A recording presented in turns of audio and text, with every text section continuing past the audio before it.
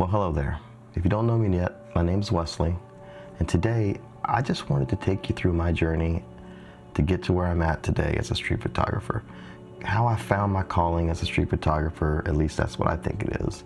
And I'm hoping it'll help inspire you to continue your journey if you're stuck in a rut, if you're thinking you're finding it hard to break out, to just stay the course, be resilient. You can do this.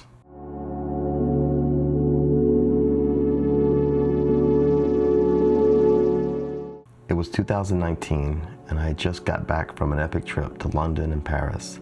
I was at Comic-Con in Phoenix when I thought to myself, you know, I really love to travel. Maybe I should pick up a camera again to produce better photos of my journey and events like this. You see, in the 90s, I was into film photography.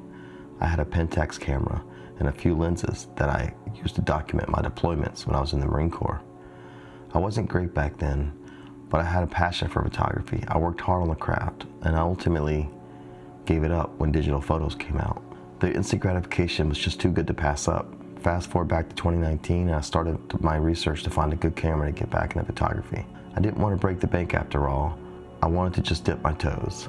Oh, I wish I only knew the journey ahead back then. I settled on the Nikon D7500 kit.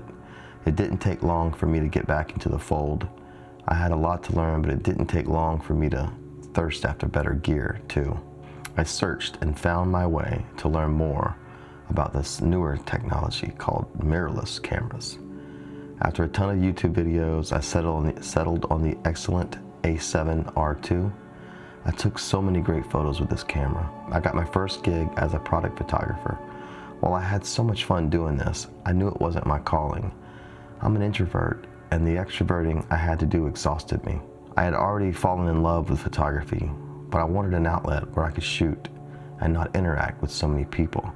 I wanted to observe the life around me, and I wanted to document that. Right before the earth shut down, I took a last-minute trip to Amsterdam. Who would pass up a $500 round trip after all? I wanted to take a lighter kit, so I picked up the A5100 from Sony. During that trip, I set out to document my travels in the Netherlands. As I arrived, I barely slept. I was so excited I woke up at 4 a.m. and I couldn't resist going out and taking photos. I just wanted to soak up the city. During that trip, I took photos I'd later criticize, but that isn't the point. It inspired me so much. I love documenting everyday life. There was something about producing an image depicting everyday life from a unique point of view in a creative, artistic way. This isn't a staged or posed shot. This is life happening in real time, and I'm there to capture it. These photos can serve as historical documents. This is factual. I am not in a studio. This is real. And something just hit with me with that. I later gave that little mirrorless away when I picked up the Fujifilm X-T4. I remember it vividly. I arrived in Seattle for a work trip. I had been looking for the Fuji and couldn't find one. The local camera shop happened to have one, and I beelined for them as soon as I landed, luggage in tow. Once I picked up my first Fuji, it was off to the races. I had previously lived in Seattle but never photographed it.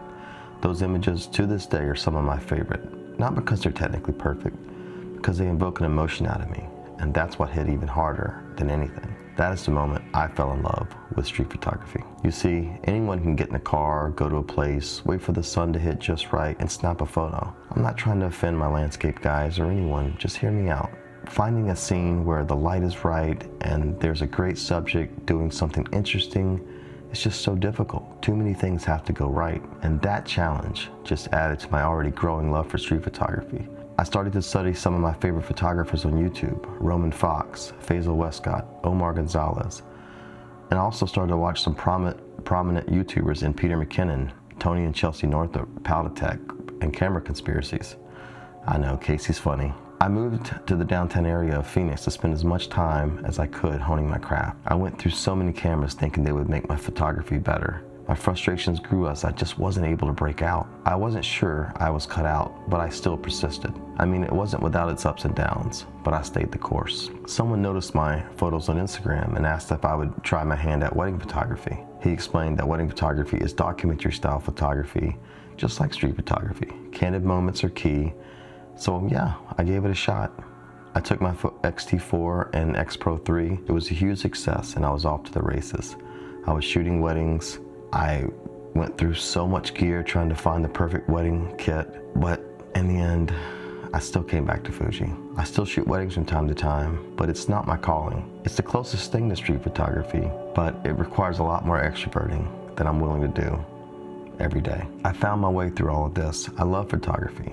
It is what I was meant to do in life. Even if it's not my main method of income, it is what I'm meant to do. I go out as much as possible to document life and continue to throughout my travels. I still continue to thirst after new gear. I just don't think that yearn will ever go away. But I've learned to thirst after a new love, the shot. And that brings us back to today. I'm continuing to grow, I'm continuing to learn, and now getting into videography and editing, mainly so I can produce content related to my street photography, but I'm falling in love with it as well. As I sit mid-flight on my way back from DC, I can't help but just smile. This life has been a tumultuous but fantastic voyage. I continue to love, laugh, travel, and through it all, photography remains at the forefront of my mind, and I can't wait for the next adventure. All right, guys, that's it for this week. I hope you enjoyed learning a little bit about my journey. Just stay the course. If you're getting frustrated, I'm here to tell you that new gear is not going to make you better, even though you're going to want to buy it. I'm not going to tell you not to buy it because I continue to buy it, but I'm telling you it's not going to make you better. Getting out there and shooting is going to make you better. Studying is going to make you better. That's it for this week.